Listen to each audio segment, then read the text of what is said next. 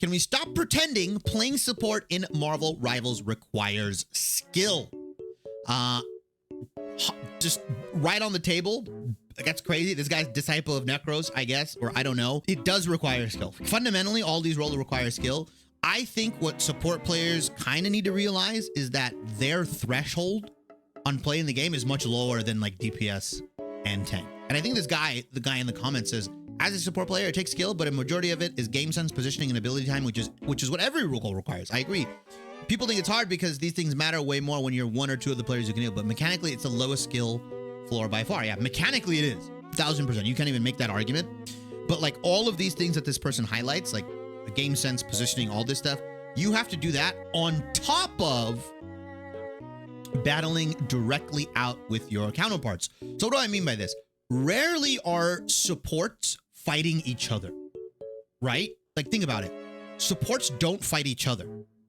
Two invisible women aren't going to be going at it in front of each other, and they're not going to be like trying to time each other's abilities and stuff like that. Like realistically, the most you're doing is like maybe trying to wait out their ultimate, or you are trying to use your ultimate a couple seconds after theirs so you can get better ultimate timing. Now you do have certain characters that can definitely counter characters, right? Invisible Woman into Doctor Strange is a very good example. Your telekinetic push can completely deny Doctor Strange's ultimate. Like there are some mechanics, there are some outplay potential, but when it comes to like DPS and tanks, you are almost always directly kind of fighting your counterparts. You are going against them. It is a battle, not just of your mechanics and your skills and everything like that, but you also have to understand what that player is doing. You have to bait him into situations. You have to kind of like read him, pretend. Like you gotta do all this stuff.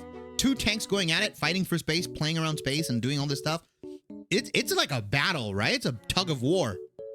Don't get me started on DPS 1v1s, and like depending on how those go really does determine how your team can either win the game or lose the game, right? DPS have an insane amount of responsibility and burden on their shoulders to play mechanically well, to, you know, kill either their counterpart or do more than their counterparts are doing. But for you to say that you have the same amount of workload, the same amount of responsibilities as a tank or DPS player, I mean, it's just delusional. I think the fact that support is such an open and inviting role is good.